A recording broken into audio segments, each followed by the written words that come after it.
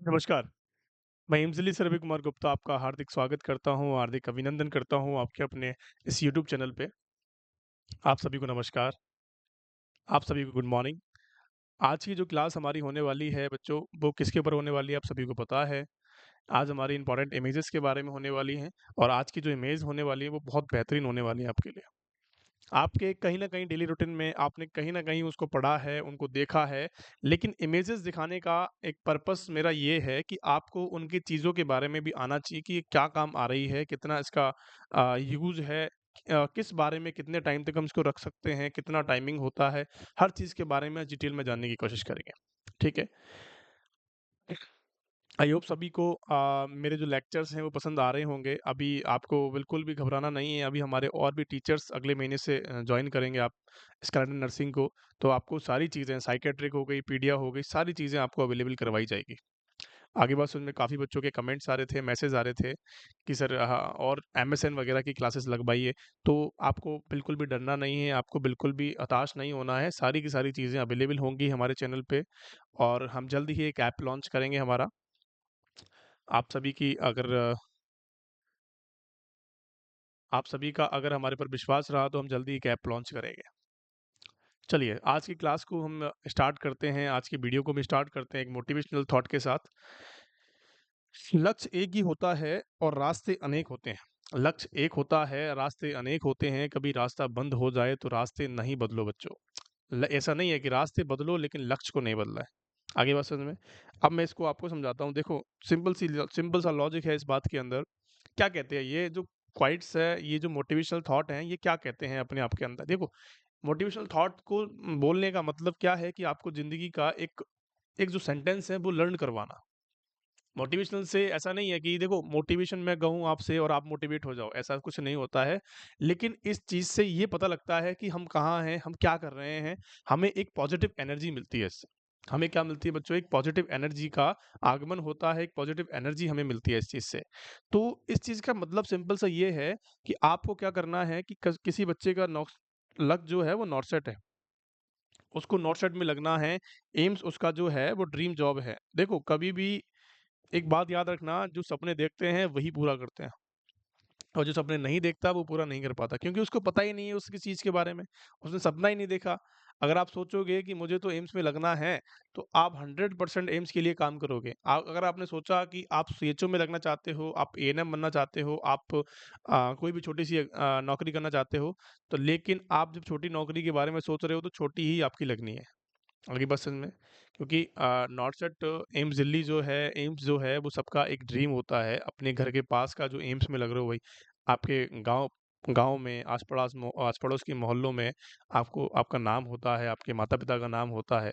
बस वही खुशी हमें चाहिए। और क्या चाहिए बच्चों? यही खुशी को हमें क्या करना है, अपने जीवन में ढालना है, अपने माता-पिता को ये खुशी देनी है कि हाँ, हमारा बच्चा एम्स में है। आपकी बात समझ में? तो आपको निरंतर प्रयास करते रहना है, लक्ष्य को नहीं बदलना है। अगर आपने नॉर्थ सेट के लिए ठाना है तो सिर्फ़ और सिर्फ़ नॉर्थ सेट के लिए पढ़ाई करनी है। आगे बात समझ में? आपको ये नहीं कि नॉर्थ सेट नहीं हो रहा है सर, हमारे से तो नहीं हो पा रहा है।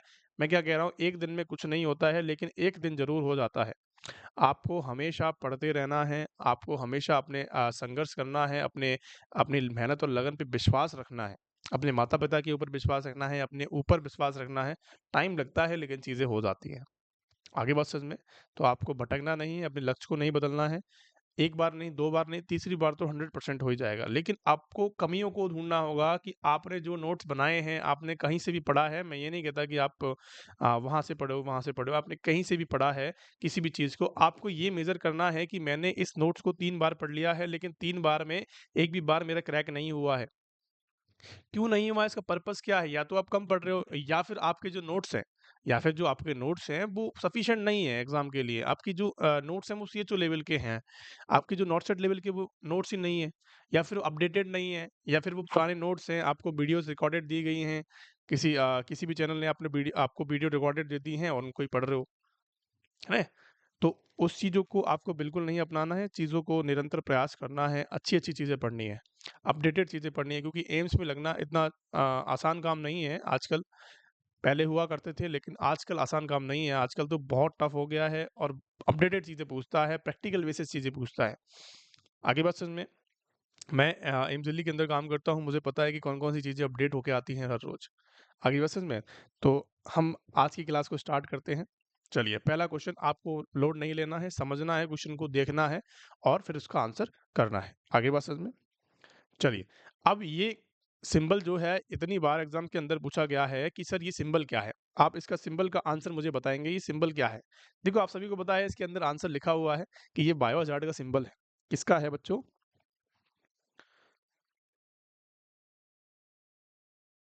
ये बायो हज़ार्ड का सिंबल है। अब बायो हज़ार्ड का सिंबल क्या काम आता है, कहाँ आता है? ठीक है? जो बायो हज़ार्ड का सिंबल है, ये कहाँ होता है जनरली और कहाँ काम आता है और क्यों होता है? देखो, सिंपल सी बात है, आपने सुना होगा बीएमडब्ल्यू। आपने सुना होगा बीएमडब्ल्यू। बीएमडब्ल्यू की फुल फॉर्म क्या होती है मेरे प्यारे लल्लू? प्यारे बच्चों क्या होती है? कि सर बायोमेडिकल वेस्ट होता है। कि घरों से निकलने वाले कचरे को हम बीएमडब्ल्यू कहते हैं। कि घरों से निकलने वाले कचरे को हम बीएमडब्ल्यू कहते हैं क्या? कि सर बिल्कुल नहीं कहते हैं। कि सर हॉस्पिटल से निकलने वाले कचरे को हम कहते हैं बीएमडब्ल्यू। क्या कहते हैं बच्चों? बीएमडब्ल्यू किसे कहते हैं कि हम हॉस्पिटल से निकलने वाले कचरे जो होते हैं, जैसे कि हम सिरिंजेस की बात करें, जैसे कि हम आईवी आईवी सेट्स की बात करें, ब्लड की बात करें या फिर किसी भी बॉडी पार्ट्स की बात कर लेते हैं। कुछ भी चीज़ जो हॉस्पिटल से वेस्ट निकल रही है, उसको हमने क्या किया है? बीएमडब्ल्यू कहा है। Biomedical waste. आगे बात समझ में? और जितने भी डब्बे होते हैं लाल, नीले, पीले, सफ़ेद कलर के जितने भी डब्बे होते हैं, उन सब डब्बों पे ये बायो हज़ार्ड का सिंबल बना होता है। आगे बात समझ में? आपने अगर हॉस्पिटल में काम किया हो, अगर नहीं किया है, तो आप जाके हॉस्पिटल में कभी भी भगवान ना करे किसी का काम पड़े, लेकिन आप कभी भी विज़िट करने जाओ या फिर जब भी एम्स दिल्ली में आप नौकरी लग जाएगी आपकी, तो आपको ये चीज़ें आपको देखने को मिलेगी। जब भी आप किसी भी ड्रम के ऊपर या किसी भी बाल्टी के ऊपर आप देखोगे, तो आपको बायो हज़ार्ड का ऐसा सिंबल देखने को मिलता है। आगे बात समझ में? तो यही सारी चीज़ें होती हैं जो बायो हज़ार्ड कहलाती हैं। हज़ार्ड का मतलब होता है खतरा।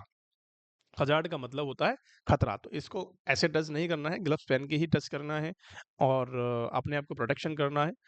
आगे बात समझ में? ये सिंबल अगर आता है तो आपको क्या करना है? सर बायो हज़ार्ड का सिंबल होता है और ये लाल, पीली, नीली डब्बों पे लगा होता है। आगे बात समझ में? बहुत बढ़िया। इसका आंसर मुझे बताएँगे फटाफट से। ये एक डंडी सी है, इसके अंदर एक रॉड लगी हुई है। ये रबड़ की सी रॉड है, इसके अंदर रबड़ होता है बच्चों, है ना? ये रबड़ की सी एक इसके ऊपर वो चढ़ी हुई है रॉड के ऊपर। तो ये क्या है? मुझे बताएँगे फटाफट से। देखो, ये आपको एक हैमर जैसा लग रहा है, हथौड़ी जैसा लग रहा है? ये क्या है? हथौड़ी जैसा लग रहा है सर हमें तो। ये क्या है बच्चों? देखो, हथौड़ी जैसा लग रहा है तो हथौड़ी को बोलते हैं हैमर। क्या बोलते हैं मेरे प्यारे बच्चों? हैमर बोलते हैं। तो इसका किस यूज़ में करते हैं कि सर परकर्शन के यूज़ में करते हैं कि सर परकर्शन हैमर इसको बोला जाता है।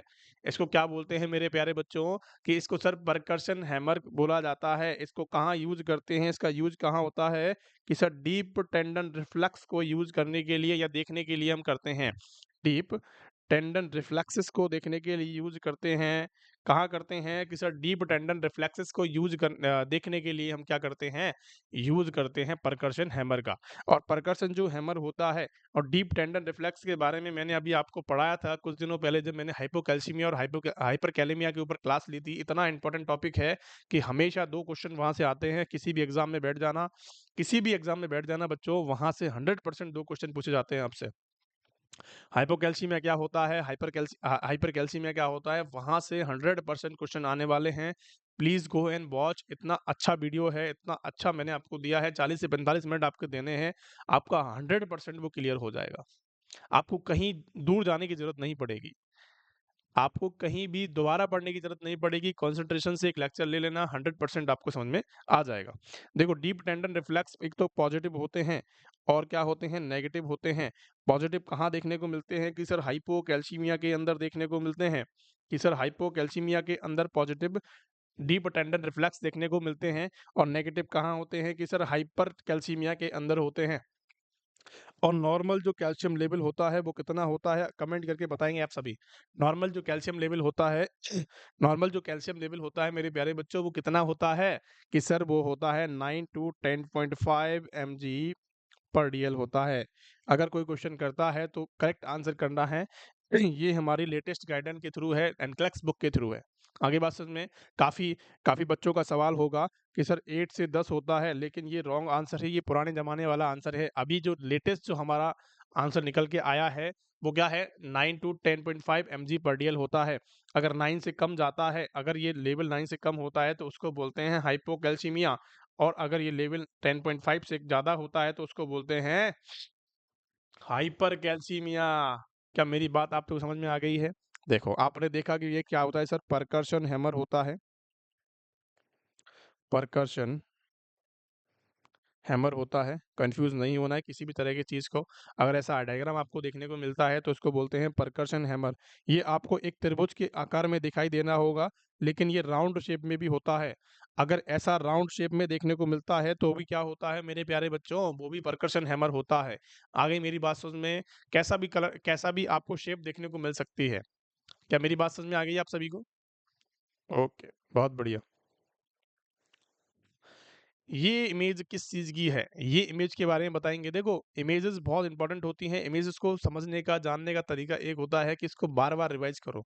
डेली का डेली रिवाइज़ करो, डेली का डेली आपके दिमाग में ऐसी सब जाएँगी कि हाँ, देखते ही इमेज सामने कि ये क्या है?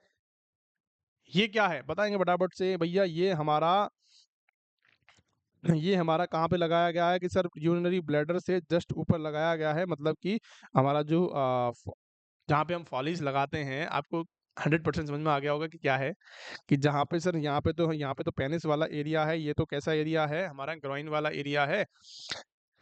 आगे बात समझ में, कि ये सर कैसा है, पेल्विक वाला एरिया है, और यहाँ पे ठीक अम्बलाइकस के पास में एक ट्यूब लगाई गई है पेशेंट के थ्रू। तो इसको क्या कहते हैं? इसको कहते हैं एसपीसी। अब एसपीसी की फुल फॉर्म कौन बताएगा मेरे को?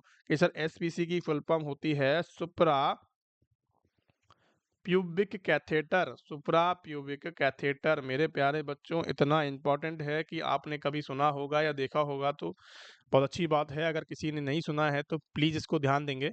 सुप्रा प्यूबिक कैथेटर का मतलब क्या है? देखो, सुप्रा प्यूबिक कैथेटर का मतलब क्या है? सुप्रा का मतलब होता है सुपीरियर, ऊपर।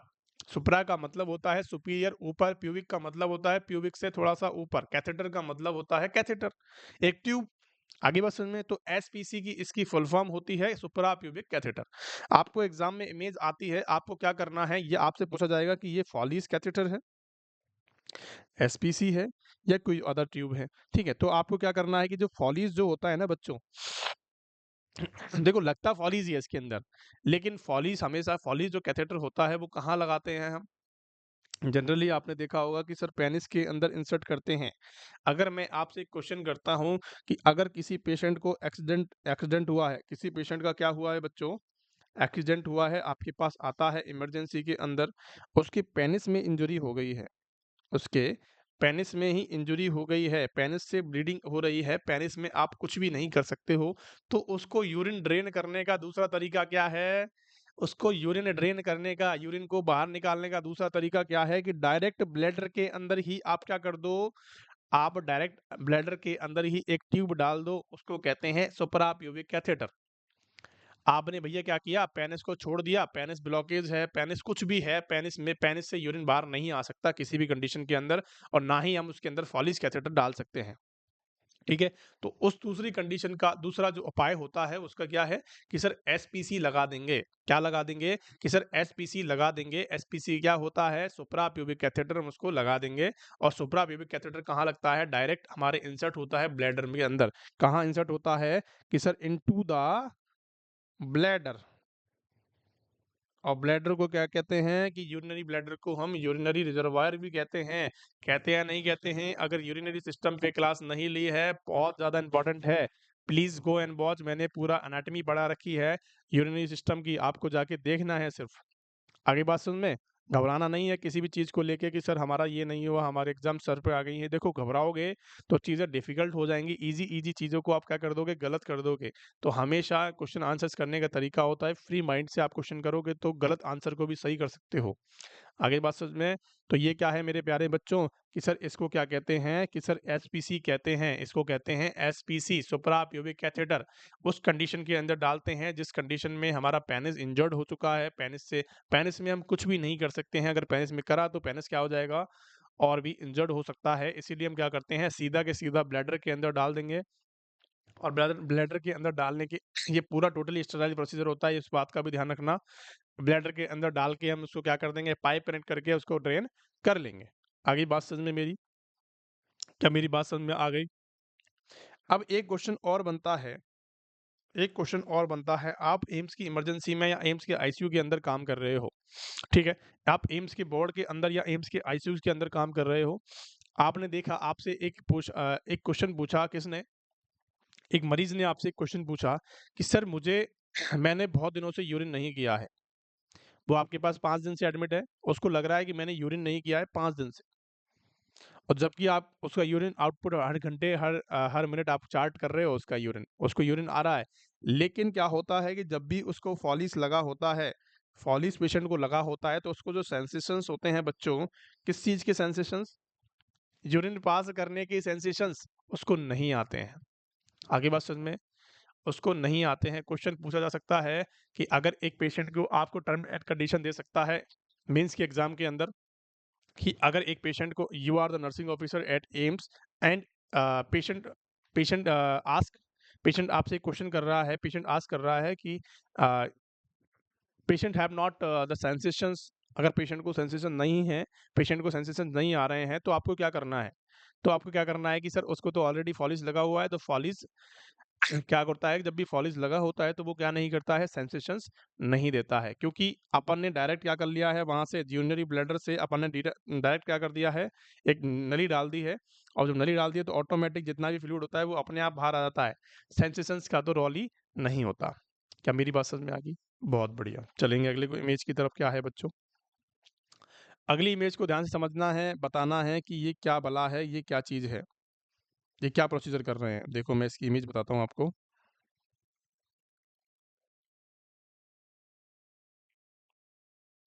देखो ये किसका हाथ है? ये हमारे डॉक्टर का हाथ है, ये हमारे नर्सिंग स्टाफ का हाथ है, ठीक है? ये किसी भी मेडिकल स्टाफ का हाथ है। अब क्या कर रहा है कि ये एक नाप रहा है किस चीज़ को, एक ट्यूब को नाप रहा है, हमारे नाक से और कान तक की ये नाप रहा है। अब ये कान नहीं समझना है आपको, ये तो विज़िबली आपको बाहर देखने को मिल रहा है कि कान तक ये ट्यूब आ गई है। ये नापने का तरीका है सही। अब इसका ट्यूब का नाम मुझे बताएँगे अगर आप पे आता है तो? चलिए, इसको बोलते हैं, जैसे हमारी ईटी ट्यूब होती है ना मेरे प्यारे बच्चों, वैसे ही ऐसी होती है। ये किसको बोलते हैं? Nasal tube. इसको बोलते हैं नेज़ल ट्यूब। अब आपने सुना होगा एंडोट्रैकियल ट्यूब का नाम सुना है। एक होती है ईटी ट्यूब, एक होती है नेज़ल ट्यूब। अब पेशेंट को वेंटिलेटर पे रखना है, पेशेंट को क्या करना है? वेंटिलेटर पे रखना है, वेंटिलेट करना है पेशेंट को, ऑक्सीजन देनी है हमें। तो या तो हम मुँह से दे सकते हैं, ठीक है? हमें ट्रैकिया तक पहुँचाना है, कैसे भी करके हमारे लंग्स तक हमें ऑक्सीजन को पहुँचाना है, मेन मुद्दा ये होता है, ठीक है?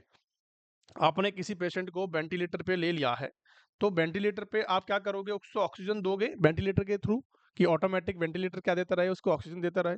वेंटिलेटर की मशीन तो है कि ऑटोमेटिक उसको जितनी ऑक्सीजन चाहिए होती है उतनी देते रहेगा, कि सर बिल्कुल देता रहेगा। क्या वेंटिलेटर का पर्पस क्या होता है कि सर ऑक्सीजन को कहाँ पहुँचाना होता है? हमारे लंग्स के अंदर पहुँचाना होता है। सिंपल पर्पस ये है कि हमारे लंग्स के अंदर हमें क्या करना है कि हमारी ऑक्सीजन को पहुंचाना होता है। और जब भी हम लंग्स के अंदर ऑक्सीजन को पहुंचाते हैं, जब भी हम लंग्स के अंदर क्या पहुंचाते हैं, ऑक्सीजन को पहुंचाते हैं, तो उसके तीन चीजें होती हैं, तीन रूट होते हैं। कौन से होते हैं? कि सर एक तो होती है हम ट्रैकियोस्टमी करते हैं पेशेंट की। अगर आपने मेरा लेक्चर नहीं लिया है, please go and watch. ET and TT को मैंने अच्छी तरह डिस्क्राइब किया हुआ है, कितनी इसकी साइज होती है, कौन सी पोजीशन हम देते हैं। इतने इंपॉर्टेंट क्वेश्चंस बनते हैं यहाँ से, 100% यहाँ से 100% क्वेश्चन पूछे जाते हैं। देखो फंडामेंटल और ओबीजी, एफओएन एंड ओबीजी मैंने कंप्लीट करवा रखी है, और ये हमेशा कम से कम 50% तक का क्राइटेरिया अपना वेटेज रखते हैं किसी भी एग्जाम के अंदर। किसी भी एग्जाम में आप बैठ जाना, 100 यहाँ से 100% का क्वेश्चन अगर होगा तो आपको 50% क्वेश्चन फंडामेंटल और ओबीजी से देखने को मिलेंगे। इतनी अच्छी आपकी ओबीजी और फंडामेंटल होनी चाहिए कि आप 50% क्वेश्चन ना ये चुटकियों में ला दो, तो आपका सिलेक्शन कोई रोक नहीं सकता। अगर आपका 50% मटेरियल क्लियर है ना, ये दो सब्जेक्ट से, लोग क्या करते हैं कि एमएसएन के पीछे भागते हैं। लोग क्या करते हैं कि एमएसएन के पीछे भागते हैं, लेकिन एमएसएन एक हवा बना रखा है लोगों ने कि सर एमएसएन एमएसएन एमएसएन, जबकि एमएसएन से इतने क्वेश्चन आते भी नहीं है। एमएसएन से इतने क्वेश्चन आते भी नहीं है। फंडामेंटल और ओबीजी क्या होती है, प्रैक्टिकल बेस्ड क्वेश्चंस होते हैं, यहाँ से प्रैक्टिकल बेसिस क्वेश्चन बनते हैं। इतने प्यारे प्यारे, इतने अच्छे अच्छे क्वेश्चंस बनते हैं कि आपको मजा आता है करने में। आप जाके देखें, मेरा लेक्चर्स देखें, पूरी प्लेलिस्ट हमने बना रखी है वहाँ पे। आप प्लेलिस्ट में जाइए तो आपको फंडामेंटल की अलग देखने को मिलेगी, आपको ओबीजी की अलग देखने को मिलेगी। 1 बाय 1 क्लासेस वहाँ पे ले रखी हैं। एक क्लास लेके देखें, आपको समझ में आती हैं चीज़ें तो बहुत बेटर बात है। ठीक है? आपको नोट्स बनाने हैं अगर समझ में आती है तो। चलिए, हमारे 3 तरीके होते हैं लंग्स के अंदर जाने के, किसकी चीज़ के, ऑक्सीजन के। तो एक तो होता था ट्रैकेस्टोमी कर दी हमने, यहाँ से चीरा लगा के यहाँ पे ट्यूब डाल दी, यहाँ से हम क्या कर रहे हैं कि पेशेंट को दे रहे हैं। एक होती है ईटी ट्यूब, कि आपने मुँह के थ्रू, आपने ईटी एंडोट्रेकियल, मतलब कि एंडोट्रेकियल का मतलब है आपने मुँह के थ्रू क्या कर दिया, एक ट्यूब को डाल दिया ट्रकिया के अंदर सीधा, ठीक है? और एक होता है नेज़ोफेरेंजियल ट्यूब या नेज़ल ट्यूब, हम उसको उसको बोल सकते हैं।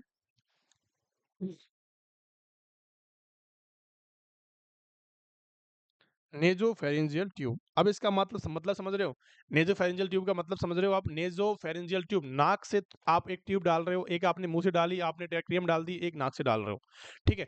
तो नाक से कहाँ डालोगे, नाक से कहाँ जाएगी, नेजल के बाद फेरिंग्स, फेरिंग्स के बाद लैरिंग्स, और कहाँ चली जाएगी, हमारे ट्रैकिया के अंदर चली जाएगी। आगे बात समझ में, जितनी भी एयर होगी वो कहाँ जाएगी, हमारे ट्रैकिया के अंदर जाएगी। तो 3 तरीके होते हैं, तीनों तरीके आपको मैंने बता दिए हैं। अगर आपको और डिटेल में जानना है तो प्लीज़ गो एंड वॉच, वहाँ पे जाके देखें कि ईटी और टीटी पे कैसे-कैसे क्वेश्चंस बनते हैं। मैंने आपको क्वेश्चंस भी करवाए हुए हैं, तो सारी वीडियोज़ बहुत इंपॉर्टेंट हैं, आप जाके देखें। आगे बात समझ में? तो ये क्या होता है, एक तरीका होता है नाक से डालने का। आगे बात समझ में? और इसका जो मेज़रमेंट होता है वो नाक से हम कान तक डालते हैं। कान तक जो है हमारा, कान का जो लोब है, वहाँ तक हम इसको नापते हैं। क्यों नापते हैं? क्योंकि यहाँ तक ही हमारा फेरिंग्स होता है। तो इसको हम नेज़ोफेरेंजियल ट्यूब भी बोलते हैं। इसको क्या बोलते हैं मेरे प्यारे बच्चों? कि सर नेज़ोफेरेंजियल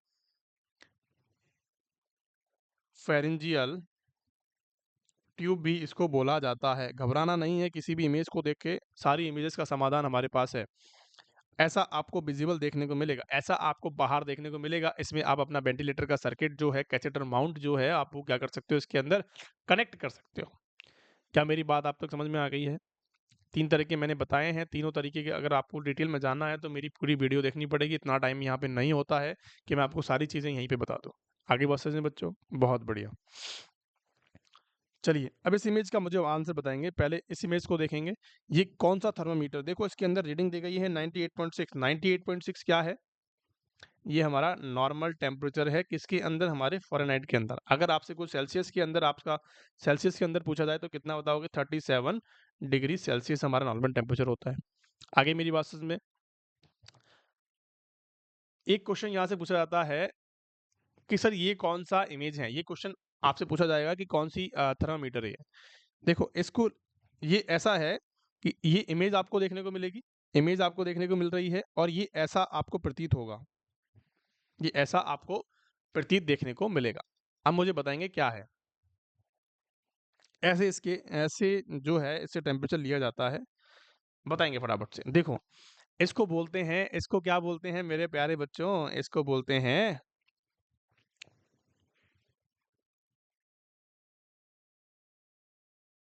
टिम्पैनिक मेम्ब्रेन थर्मामीटर। इसको बोलते हैं टिम्पैनिक मेम्ब्रेन थर्मामीटर। क्या बोलते हैं मेरे प्यारे बच्चों? कि इसको बोलते हैं टिम्पैनिक मेम्ब्रेन थर्मामीटर, इसको बोला जाता है। क्या आपको पता है इसके बारे में? क्या आपको इसके बारे में पता है कि टिम्पैनिक मेम्ब्रेन थर्मामीटर क्या होता है? अगर नहीं पता तो आपके लिए बहुत अच्छी बात है। ये इतनी इंपॉर्टेंट इमेज है कि आप पूछो मत। इससे जो टिम्पैनिक मेम्ब्रेन का थर्मामीटर लेते हो, और कैसे लेते हो? ऐसे लेते हैं। कैसे लेते हैं मेरे प्यारे बच्चों? कि सर ऐसे लेते हैं, इसको कान के अंदर डालते हैं। ये जो आगे वाला जो नॉब है ना, ये पूरा टिम्पैनिक मेम्ब्रेन तक चला जाता है। वहाँ से टिम्पैनिक मेम्ब्रेन का क्या लेता है, जो कान का पर्दा होता है उसी को बोलते हैं टिम्पैनिक मेम्ब्रेन। कान का जो पर्दा होता है उसी को बोलते हैं टिम्पैनिक मेम्ब्रेन। आगे बात समझ में? अब जब टिम्पैनिक मेम्ब्रेन से आप क्या ले रहे हो? क्या ले रहे हो मेरे प्यारे बच्चों? टेम्परेचर ले रहे हो। तो कैसा टेम्परेचर होने वाला है? कि सर मोस्ट एक्यूरेट टेम्परेचर होने वाला है। कैसा होने वाला है? कि सर मोस्ट एक्यूरेट टेम्परेचर होने वाला है, क्योंकि इंटरनल बॉडी पार्ट से आप टेम्परेचर लेते हो तो मोस्ट एक्यूरेट होता है। होता या नहीं होता है? कि सर बिल्कुल होता है। टेम्परेचर के बारे में अगर लेक्चर लेना है तो फंडामेंटल में चले जाइए प्लेलिस्ट के अंदर, आपको सारी चीज़ें समझ में आ जाएगी। आगे बात समझ में? तो इसको बोलते हैं टिम्पैनिक मेम्ब्रेन थर्मामीटर। इसका दूसरा नाम भी आता है। इसका दूसरा नाम क्या होता है मुझे फटाफट से बताएंगे। इसको बोलते हैं ऑरल थर्मामीटर। ऑरल थर्मामीटर। इसका जो टाइमिंग होता है कितनी देर तक हमें रखना होता है, कितनी देर में रीडिंग कर लेता है, तो आपको बताना है कि सर 2 से 3 सेकंड्स के अंदर ये क्या कर देता है, टेम्परेचर ले लेता है। 2 से 3 2 टू 3 सेकंड्स के अंदर ये क्या कर लेता है, टेम्परेचर ले लेता है। क्या मेरी बात समझ में आ गई? मैंने आपको क्या-क्या चीज़ें बताई हैं, इन चीज़ों को नहीं भूलना है। और भी चीज़ें अगर आपको लेनी हैं तो प्लीज़ आप मेरा जाके देखें, वहाँ पे सारे टेम्परेचर्स मैंने बता रखे हैं। देखो सिंपल सी बात मैं आपको बताता हूँ कि मोस्ट कॉमन देखो कुछ इंपॉर्टेंट क्वेश्चंस मैं आपको बताता हूँ कि मोस्ट कॉमन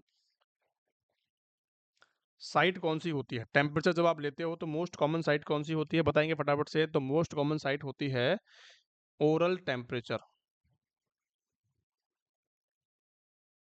क्या होती है? कि सर ओ ओरल टेम्परेचर क्या होती है? Most common site. क्वेश्चन कभी भी पूछा जा सकता है। देखो क्वेश्चन का पूछने का तरीका है कि आजकल ओरल टेम्परेचर नहीं लेते हैं, लेकिन मोस्ट कॉमन टेम्परेचर ये पूछा जाता है। मोस्ट कॉमन टेम्परेचर ऐसे लिखेंगे, टेम्परेचर साइट। तो most common temperature site oral temperature होता है। और मोस्ट कॉमन सेफेस्ट या कन्वीनिएंट मेथड, कन्वीनिएंट का मतलब समझ रहे हो?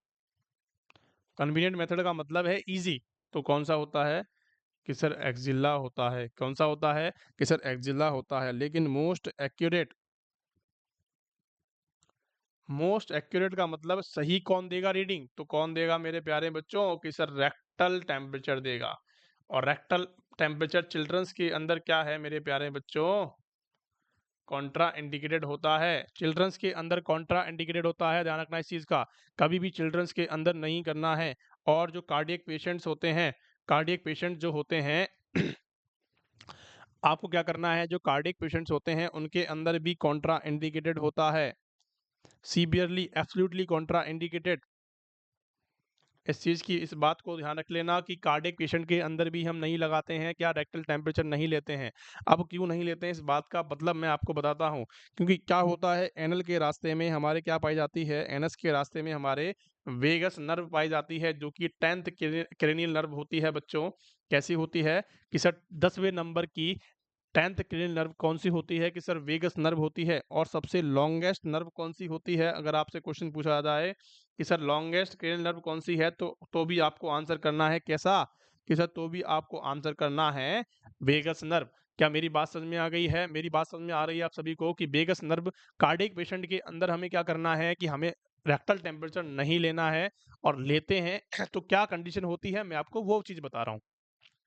एनल के रास्ते में वेगस नर्व पाई जाती है, जो कि कैसी होती है, सबसे लार्जेस्ट या लॉन्गेस्ट क्या होती है, सॉरी, सबसे लॉन्गेस्ट नर्व होती है, बहुत लंबी होती है। और 10th क्रेनियल नर्व होती है, 10वें नंबर की नर्व होती है।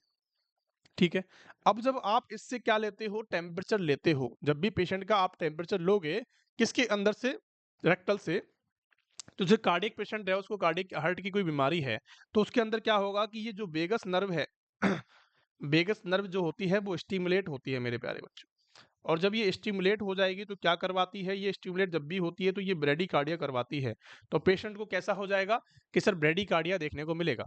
और जब भी जब स्टिमुलेट होती है मेरे प्यारे बच्चों, तो ये ब्रेडिकार्डिया करवाती है हमेशा। स्टिमुलेशन जब भी इसका स्टिमुलेट होगा तो ब्रेडिकार्डिया होगा। आप कहीं भी इसको देखना, आप कहीं भी चीज़ों को कोरिलेट करना, कि जब भी स्टिमुलेट होती है ब्रेडिकार्डिया ही करवाती है। इसका ये कि क्या काम होता है, आगे बात समझ में, तो ब्रेडिकार्डिया पेशेंट को आपको देखने को मिल सकता है। इसीलिए आपको क्या करना है, कार्डियक पेशेंट और चिल्ड्रंस के अंदर कॉन्ट्राइंडिकेटेड रखना है किस चीज़ को, हमारी। और कौन सी पोजीशन देते हैं जब रेक्टल टेम्परेचर लेते हैं, तो पोजीशन कौन सी यूज करते हैं, कौन सी पोजीशन यूज करते हैं, जल्दी बताएंगे कमेंट करके। आपसे क्वेश्चन पूछा गया है कि पोजीशन कौन सी यूज करते हैं, इसका आपको आंसर करना है कमेंट बॉक्स के अंदर, ठीक है। मैं नहीं बताऊंगा इसका आंसर, आपको कमेंट करना है, मैं नेक्स्ट वीडियो के अंदर बताऊंगा, ठीक है।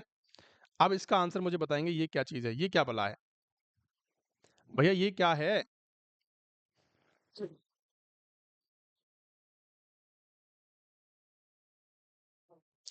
कि आपको क्या देखने को मिल रहा है, ये क्या लग रहा है आपको, बताएंगे फटाफट से। देखो ये मुझे तो एक सेट लग रहा है। ये किस चीज़ का सेट है? देखो यहाँ पे एक कनेक्टर होता है जिसको हम कनेक्ट करते हैं किससे, हमारे हमारी आईवी बोतल से कनेक्ट करते हैं। ये हमारी निडल है, इसको हटा के कैप है, ये तो कैप है, इसको हटा के हम इसको पेशेंट के अंदर कनेक्ट करते हैं। ये हमारा क्लैंप है, ये हमारा एक ड्रिप सेट है जिसके अंदर मार्किंग्स हैं 80, 90, 100, 70, 10 से 100 तक मार्किंग्स होती हैं इसके अंदर। ये हमारा रोलर क्लैंप है। तो इसके अंदर ये क्या चीज़ है, ये और ये हमारी ट्यूबिंग है। देखो इसको बोलते हैं बच्चों पीडिया सेट।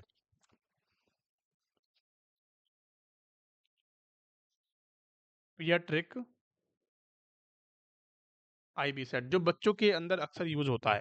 अब पीडियाट्रिक आईवी सेट का पर्पस क्या है, यूज क्या है? देखो पीडियाट्रिक आईवी सेट का मतलब सिंपल सिंपल सा ये होता है कि अगर हमें किसी भी फिक्स डोज के अंदर फिक्स डोज में अगर सपोज दैट कि आपको किसी डॉक्टर ने बोला कि बच्चे को आपके एक पास बच्चा है, आपको बच्चा अलॉट हुआ है, एम्स के अंदर आप नौकरी कर रहे हो, आपके आईसीयू के अंदर नौकरी कर रहे हो, आपको एक बच्चा अलॉट हुआ है, आपका जो पास का पेशेंट है वो एक बच्चा है। आप डॉक्टर ने आपको बोला कि 30 ml इसको आरएल देना है, 30 ml पर आर, हर घंटे इसको 30 ml पर आर आरएल जाएगा। ठीक है, अब आरएल इसको जाएगा वो बात सही है, लेकिन आप 30 ml को कैसे काउंट करोगे? या तो आप इन्फ्यूजन पंप का यूज कर सकते हो या फिर आप ड्रिप सेट का यूज करोगे। जो नॉर्मल आईवी सेट होता है उसके अंदर तो कुछ मार्किंग नहीं होती है, तो 30 से ज्यादा भी जा सकता है, कम भी जा सकता है। आगे बात समझ में? तो अगर आपको फिक्स डोज देनी है किसी भी पेशेंट को, तो आपको पीडियाट्रिक ड्रिप सेट का यूज करना पड़ेगा। क्या करना है कि यहाँ पे 30 की मार्किंग है, 30 तक आप फ्लूइड भरोगे, ये 1 घंटे में चला जाएगा। ठीक है, फिर आप इसके अंदर 30 भरोगे, फिर 1 घंटे में चला जाएगा, या फिर आप 60 भर के 2 घंटे में दे दोगे, या 90 भर के 3 घंटे में दे दोगे। सिंपल सी लॉजिक है, सिंपल कॉमन सेंस है ये तो हमारा। तो इसीलिए हम बच्चों के अंदर क्या करते हैं, किसी भी फिक्स डोज को या फिक्स चीज़ को हमें देना होता है किसी भी पेशेंट को, तो हम इसका यूज़ कर सकते हैं। क्या मेरी बात समझ में आ गई आप सभी को? यहाँ तक की क्लास में किसी को डाउट है? बहुत बढ़िया। क्वेश्चन को समझने का, क्वेश्चन को जानने का तरीका आपको आना चाहिए। सिंपल सिंपल सी बातें हैं, कुछ नहीं होता है। बस आपको कॉन्फिडेंट रहना है अपने ऊपर। बताएंगे इसके इमेज का मतलब क्या है? जल्दी से बताएंगे। ये बहुत अच्छी इमेज है, ये एग्जाम के अंदर पूछी भी गई है। इसको बोलते हैं टूर्निकेट, इसको बोलते हैं टूर्निकेट। टूर्निकेट का यूज कब करते हैं? जब भी हम ब्लड सैंपल लेते हैं तो पेशेंट के बाजू में यहाँ पे बांध देते हैं। देखो आजकल तो जुगाड़ होते हैं, टूर्निकेट तो कहीं मिलता ही नहीं है, लेकिन इमेजेस के अंदर तो हमें पढ़ना पड़ेगा। लेकिन जुगाड़ होते हैं आजकल, क्या करते हैं किसी भी फॉलिस को बांध देते हैं, फिलिप किसी भी रबड़ ऐसी चीज को, कुछ भी ग्लव्स को बांध देते हैं आजकल। तो हम क्या करते हैं, कुछ भी यहाँ पे बांध देते हैं ताकि हमारी जो वेन्स है आगे की वो प्रोमिनेंट हो जाए। आईवी कैनोला इंसर्शन करते हैं जब भी सैंपल लेते हैं, तो इन चीजों का यूज करते हैं टूर्निकेट का। मेरी बात समझ में आ गई? बहुत बढ़िया। अब भैया ये टेम्परेचर का नाम जो बता देगा ना, उसको मेरी तरफ से चॉकलेट मिलेगी। बताएंगे फटाफट से क्या आंसर इसका होने वाला है? ये क्या है? ये इमेज इतनी इंपॉर्टेंट है ना, आपने 100% इसको देखा होगा अपने कोरोना काल के अंदर। अपने कोरोना काल के अंदर आपने ये चीजें देखी होंगी कि सर ये तो हमने बहुत बार देखा है, लेकिन इसका नाम हमें नहीं पता। इतनी इंपॉर्टेंट इमेज है, ध्यान रखना इस चीज को। स्क्रीनशॉट ले लेना इस चीज का। ये हो, इसको बोलते हैं इंफ्रारेड थर्मामीटर। इसको बोलते हैं इंफ्रारेड थर्मामीटर। किसके काम में आता है? कि सर इसको करते हैं नॉन सॉरी इन्फेक्शियस पेशेंट के अंदर यूज्ड इन इन्फेक्शियस पेशेंट। आपने देखा होगा दूर से ही आप करते हैं, दूर से ही आप करते हैं, दूर से ही इससे टेम्परेचर लेते हैं। और इसका जो टेम्परेचर का टाइम होता है ना, इसका टाइम कितने दिन में टेम्परेचर आता है कि सर 0.5 सेकंड के अंदर। सबसे फास्टेस्ट होता है ये। सबसे फास्टेस्ट थर्मामीटर कौन सा है? तो इंफ्रारेड थर्मामीटर है। यूज द इन्फेक्शियस पेशेंट, जो इन्फेक्टेड होते हैं, जिनकी हमें टच नहीं करना है इसको, जिनको हमें, जिसके अंदर हमें इसको इस थर्मामीटर को टच नहीं करते हैं, उसके अंदर यूज करते हैं किस चीज को? इंफ्रारेड थर्मामीटर को। तो कहाँ यूज हुआ था? यूज्ड इन कोविड-19 पेशेंट, जिसको कोरोना हुआ था या कोविड-19 जिसको हुआ था, जो पॉजिटिव आया था, उनके अंदर हमने यूज किया था। अगर आपने मेरी थर्मामीटर पे क्लास लेनी है पूरी, तो प्लीज गो एंड वॉच, वहां से जाके देखें। इंपॉर्टेंट इमेज है, इंपॉर्टेंट चीजें हैं। आगे बात समझ में कि सर 0.5 सेकंड के अंदर ये अपना क्या करता है, टेम्परेचर ले लेता है, इन्फेक्शियस पेशेंट के अंदर यूज करते हैं, और इंफ्रारेड इसका नाम होता है। आगे बात समझ में? इमेज आए तो भूलना नहीं है बच्चों। ये अभी मैंने आपको बताया है कि ये कौन सी ट्यूब है, नेजोफेरेंजियल ट्यूब है। ये नेजोफेरेंजियल ट्यूब है जो नाक से डाली जाती है। ये कौन सा मैन्युअर है बच्चों, बताएंगे फटाफट से? ये क्या चीज़ है? ये क्या कर रहा है आदमी? इसने क्या किया है कि सर ये तो फ्रंट में क्या होती है, हमारी ट्रैकिया होती है, और बैक में हमारा क्या होता है, इसोफेगस होता है। और ये हमारी ये फेरिंग्स आ गई है, ये हमारा नेज़ल वे आ गया है, ये हमारा ओरल वे आ गया है। तो इसने बिल्कुल सीधा करा है, ये इसने हमारी चीज़ों को सीधा कर दिया है, इस वे को इसने सीधा किया है। सीधा करने का पर्पस क्या है? इसको बोलते हैं हेड टिल्ट। एंड देखो, हेड को टिल्ट किया है, पीछे की तरफ किया है, और चिन लिफ्ट। आगे बात में इसको बोलते हैं head tilt and chin lift method. ऐसा कब करते हैं बच्चों? जब फॉरेन बॉडी एस्पिरेशन होता है या फिर किसी को ट्रैकियल इंजरी होती है, और जब भी किसी पेशेंट को क्या होता है, जब भी किसी पेशेंट का एयरवे ऑब्स्ट्रक्शन होता है तो इसका यूज करते हैं। आगे मेरी बात समझ में? ये क्या है? अच्छी इमेज बताएंगे फटाफट से कि ये एक तो क्या बनाए हैं कि सर इसका हम कहाँ यूज करते हैं, कि सर इंट्यूबेशन के अंदर यूज करते हैं। कौन सी टेक्निक है बच्चों इंट्यूबेशन के अंदर? इंट्यूबेशन का मतलब होता है किसी भी पेशेंट को अगर आपको वेंटिलेट करना है, किसी पेशेंट को आपको एंडोटेकियल ट्यूब डालनी है, तो उसके अंदर हम क्या करते हैं, इस टेक्निक का यूज करते हैं पेशेंट को वेंटिलेट करने के लिए। बताएंगे फटाफट से कौन सी टेक्निक है? देखो यहाँ पे एक इन्होंने ई बना रखा है अपने हाथ से, अपने हाथ से एक ई बना रखा है, और ये इसी बना रखा है, तो इसको बोलते हैं ईसी टेक्निक।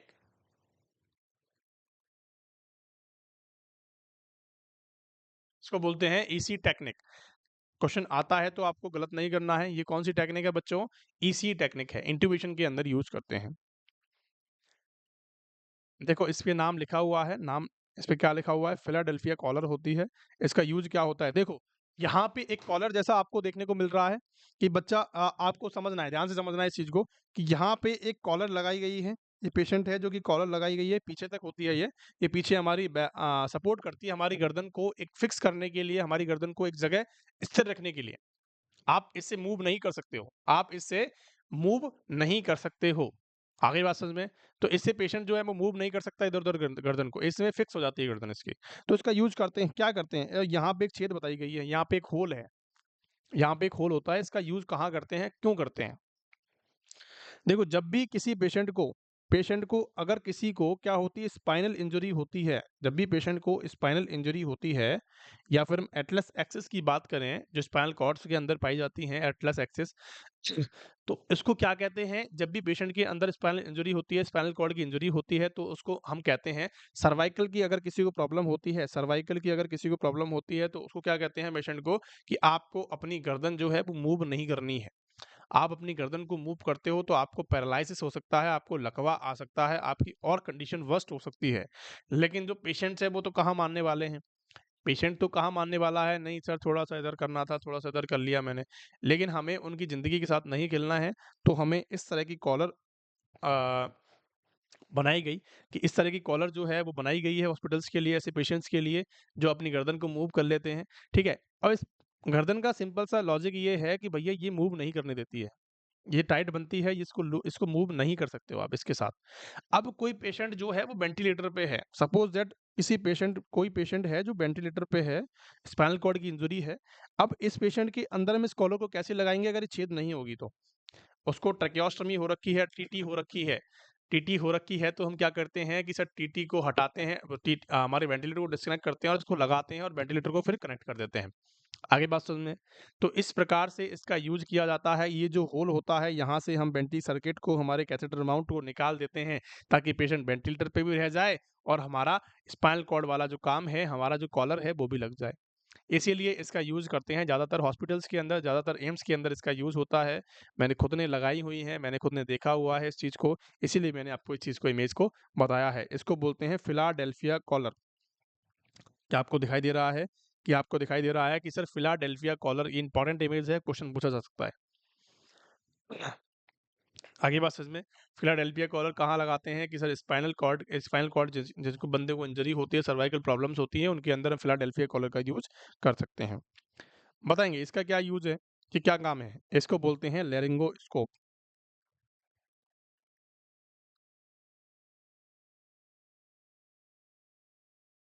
देखो किसी भी चीज़ का मतलब क्या है, स्कोप का मतलब क्या है? स्कोप का मतलब क्या है? स्कोपी या स्कोप का मतलब क्या है? विज़ुअलाइज़ेशन। अब विजुअलाइजेशन का मतलब क्या हो गया? देखना, कि भैया स्कोपी का मतलब होता है देखना। तो किसको देख रहे हैं? किसी लैरिंक्स को देखने का काम करता है। इस इंस्ट्रूमेंट से हम लैरिंक्स को विजुलाइज करने का काम करते हैं, तो इसीलिए इसको नाम बोल दिया लैरिंगोस्कोप। सिंपल है। लैरिंक्स को देखने के लिए हम क्या करते हैं, यहाँ पे देखो एक कैमरा लगा होता है, ये जो है ना, जो मैंने ये जो पट्टी है यहाँ पे एक कैमरा लगा होता है, एक लाइट लगी होती है, एक साइड लाइट लगी होती है, एक साइड कैमरा होता है। तो क्या करता है बच्चों, ये क्या करता है, वहां की अंदर की इमेजेस को हमें बताता रहता है। आगे बात समझ में, क्या मेरी बात समझ में आ रही है आपको? यहाँ पे लाइट भी होती है, कैमरा भी होता है, काफियों के अंदर सिर्फ लाइट होती है, काफियों के अंदर सिर्फ लाइट होती है। और लाइट से हमें क्या लगता है कि अंदर की जो चीजें हैं हमें इजीली विजुलाइज हो जाती हैं, और हम क्या कर सकते हैं, इजीली इंट्यूबेशन के अंदर काम में लेते हैं। इसको कहाँ करते हैं कि सर इंट्यूबेशन के लिए काम में आता है, इजीली ट्रैकिया को विजुलाइज करने के लिए, इजीली लैरिंक्स को विजुलाइज करने के लिए इसका यूज करते हैं, कि इसको पेशेंट के अंदर डालते हैं, पेशेंट को सेडेट करते हैं। सबसे पहले सजेशन का मतलब होता है पेशेंट को बेहोशी में लाते हैं, ताकि पेशेंट इसको चबा ना पाए, इंजरी हो सकती है ये लोहा होता है, ये मेटल का बना हुआ होता है, इसीलिए पेशेंट को इंजरी हो सकती है। तो पेशेंट को पहले क्या करते हैं, हम बेहोशी में लाते हैं, फिर इसका यूज करते हैं और इंट्यूबेशन करते हैं पेशेंट का। क्या मेरी बात समझ में आ गई? ये डिफरेंट नंबर्स में होता है, 0 नंबर का होता है, 00 होता है, बहुत सारे नंबर्स में होते हैं। आगे बात समझ में, नंबर्स पे आपको फोकस नहीं करना है, सिर्फ और सिर्फ इमेज पे फोकस करना है। ये बताएंगे क्या है, ये आदमी क्या कर रहा है पीछे से भैया, इसके ये आदमी इसके पीछे से क्या कर रहा है, क्या करने की कोशिश कर रहा है, और ये गला अपना क्यों दबा रहा है, बताएंगे फटाफट से। देखो, इस पोजीशन का यूज, इस चीज का यूज हम कब करते हैं, जब भी फॉरेन बॉडी एस्पिरेट कर लेता है। आपने देखा होगा कि अगर किसी के, आपने जनरली देखा होगा कि पेशेंट्स क्या करते हैं कि फॉरेन बॉडी एस्पिरेट कर गया, कोई कंची खा गया, कंची खेलते हैं ना सब लोग, कंची खा गया अपने उसमें, है ना, और बहुत सारी चीजें हैं जिसकी अटक गई है यहाँ पे, यहाँ पे ट्रैकिया के ऊपर, लैरिंक्स के ऊपर जो चीज अटक गई है, तो उसको कैसे निकालना होता है, ट्रैकिया के अंदर कोई चीज फंस गई है तो कैसे निकालना होता है। हम क्या करते हैं कि सर अब्डोमिनल प्रेशर देते हैं जोर से, हम अब्डोमिनल प्रेशर जोर से देते हैं, और क्या करते हैं उसको निकालने की, उसको पुश आउट करने की बात, उसको पुल आउट करने की क्या करते हैं, बात करते हैं। आगे बात समझिए, यह आदमी जो है ये क्या कर रहा है, ये अपने हाथों से इसको अब्डोमिनल प्रेशर देगा, और ये क्या करेगा, वहां से निकालने की कोशिश करेगा। देखो यहाँ पे एरो बनाया गया है, आपने देखा ये एरो बनाया गया है कि यहाँ से प्रेशर डालेगा तो ये चीजें बाहर आ जाएगी। आगे बात समझ में, इसको बोलते हैं अब्डोमिनल थ्रस्ट मैनूवर।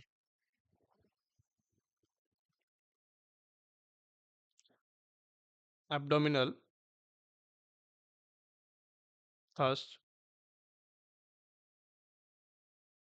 मैनूवर। आगे बात समझ में, इसको हेमलिच मैनूवर भी बोला जाता है, इसको हेमलिच मैनूवर भी बोला जाता है। इसको क्या बोलते हैं कि आल्सो नोन एज,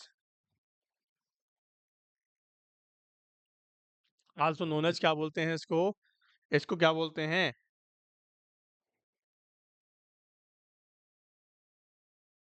इसको बोलते हैं also known as Heimlich manoeuvre. Abdominal thrust manoeuvre भी बोलते हैं, और क्या बोलते हैं, हेमलिच मैनूवर भी इसको बोला जाता है। आगे बात समझ में, और कहाँ यूज करते हैं, तो used in foreign body aspiration. तो use in foreign body aspiration, जब भी कोई पेशेंट फॉरेन बॉडी को एस्पिरेट करता है तो उस कंडीशन के अंदर हम इसका यूज कर सकते हैं। क्या मेरी बात समझ में आ गई आप सभी को?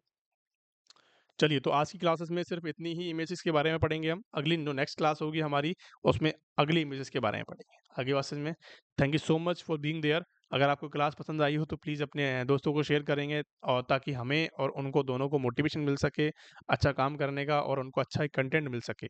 आगे बात समझ में, हमें सपोर्ट करने के लिए बहुत बहुत धन्यवाद। आपको वीडियो को शेयर करें ज़्यादा से ज़्यादा, ताकि लोगों को पसंद आए और लोग हमें भी क्या करें, लाइक करें, सपोर्ट करें। आगे बात समझ में, थैंक यू सो मच। पढ़ते रहें इसी प्रकार और बढ़ते रहें।